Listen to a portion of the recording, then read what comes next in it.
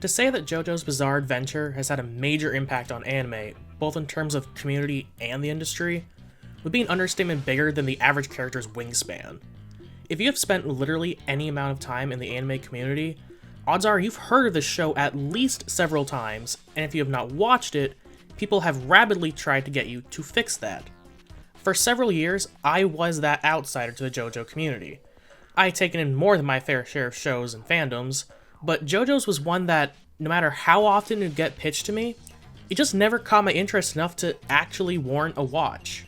Then, one day, my friend, and at the time roommate, Sam, yes, that's Sam, approached me with an offer. If I agreed to finally sit down and watch JoJo's, he would sit down and watch my favorite anime, Kill la Kill. Now, I couldn't pass up the opportunity to share the unbridled glory that was Kill la Kill with someone, even if it meant forcing myself through a different show.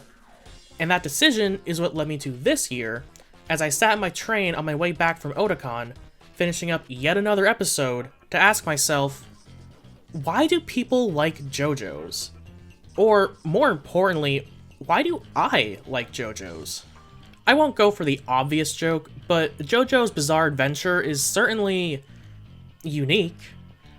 I will rather confidently say that there is not a show I have watched that is quite like it. But that uniqueness is not always a good thing. When I said that I asked myself, why do I like JoJo's, I actually mean that I legitimately asked myself that question. With each episode I watch, more and more things stood out to me that were problems with the show. Just let me continue. Yes, there were several things I disliked about the show, or that stood out as faults. And yet eventually I hit a point where I felt compelled to continue anyway. Yes, it may have taken me approximately... Happy holiday. May the calendar keep bringing happy holiday. Quite some time to finish part 3, which several people have asserted to me is the best part of JoJo's, but I'm more of a part 2 guy. Love me them Zappellis. And even that was after I started JoJo's around... Happy holiday. May the calendar keep bringing... quite a while before that. But that's because, A, I really enjoyed it as a show to binge on train rides, and more relevant, B, I'm really bad at watching stuff. Like, seriously, really, really bad. Why do you think I don't do videos on current anime?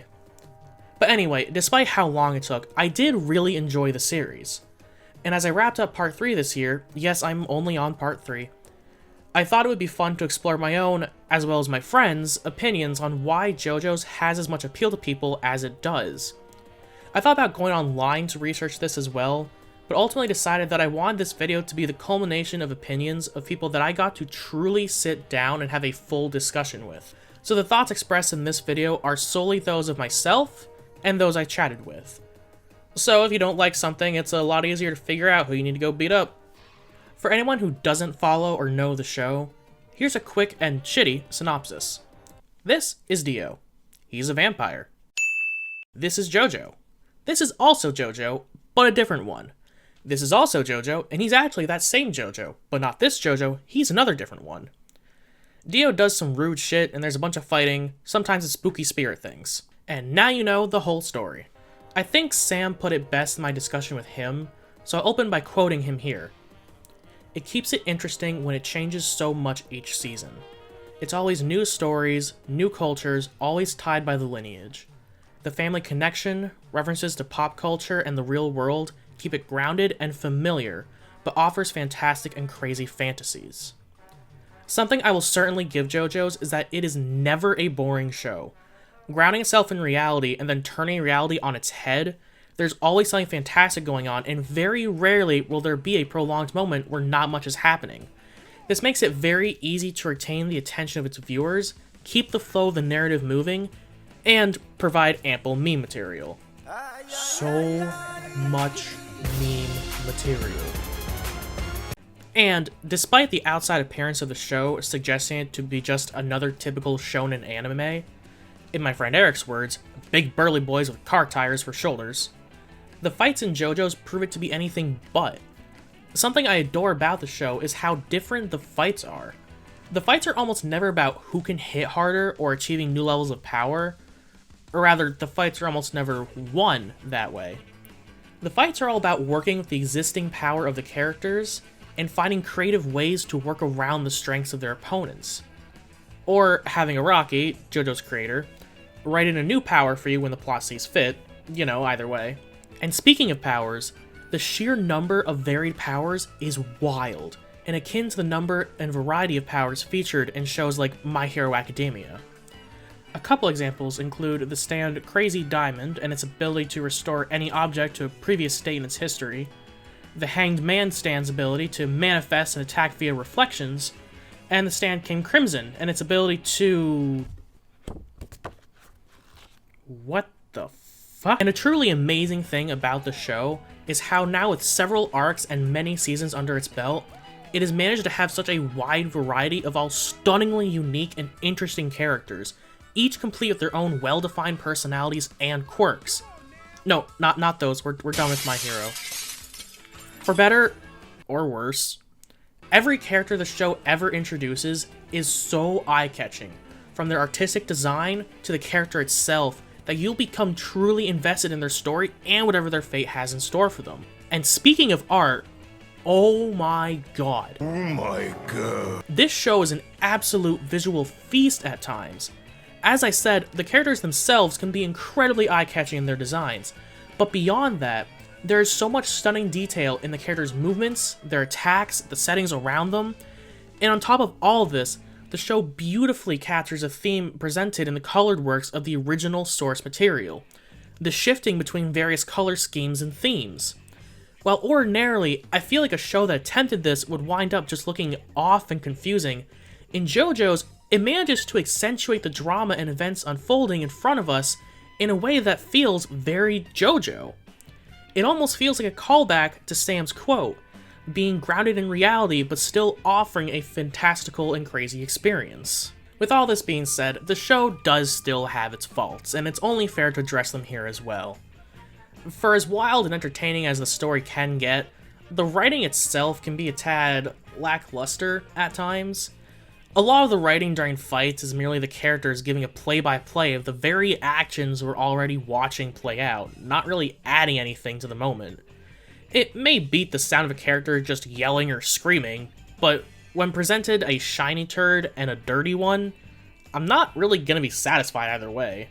And while it certainly adds some spontaneity to the show, Araki's inconsistency with his writing and rules of the world he created is so rampant that it's even spawned its own meme, Araki Forgot. But that's the thing about JoJo's that nobody understands quite as well as the fanbase. It is not a perfect show, far from it. Everyone I've talked to about the show has agreed that part of the biggest fun from being a fan of the show is making fun of it, pointing out its foibles, and having fun at its expense. And as pointed out by my friend Eric, this very well may be where a lot of the stigma towards the show comes from. People unfamiliar with the show just experience it through a ceaseless pile of jokes and out-of-context pictures and clips, and tend to end up brushing it off as, oh, people like the show because it's weird. Okay. I certainly agree that's a possibility, as that pretty accurately reflects my opinions on the show before I started on it. And this isn't helped by the fact that the first part of JoJo's, Phantom Blood, is often referred to as being the weakest part of the series. So people who do decide to give it a try may only get to the first chunk of the show and then go, yep, looks like I was right, no substance. When it's not until you get farther into the show, particularly once stands are introduced, that you get exposed to the true strength and beauty of JoJo's. But if people have to slog their way through a chunk of your show in order to get to the good parts, that's probably still not a good sign. But even through these issues, it still makes an incredibly fun, entertaining, and wildly unique ride that I truly believe people would be remiss to not seriously check out at some point in their anime watching career. I will admit it right here that I was very wrong about JoJo's back before I ever gave it a shot. And for as much shit as I continue to give the show, and will always continue to give it, I will say in this video, so that my friends can use it as reference and throw it back in my face in the future, JoJo's is a very good show, and I truly mean that. It goes so much beyond the memes and the WTF, that's so random bits that get passed around the internet like currency. JoJo's Bizarre Adventure has conjured up a massive following and become so ingrained in the anime world that at this point, I'm not sure you can legally classify a show as anime until it has made a JoJo's reference at some point. And it did not get to this point by accident or some weird twist of fate. It got to that point because it worked for it, and because of the points that I and my friends have brought up, as well as I'm sure many other that I didn't cover, that people love JoJo's. Thank you so much for watching. If you enjoyed the video, please hit like, subscribe, comment. I know people always say that, but it's because it is truly helpful and would mean a lot. Speaking of which, if you want to swing by my Patreon, that'd be super helpful as well. I love putting out these videos, and I would love to be able to do more, but they're a lot of work, and I need all the help I can get. Until next time, I'm CJP Core, the Angry Avocado, and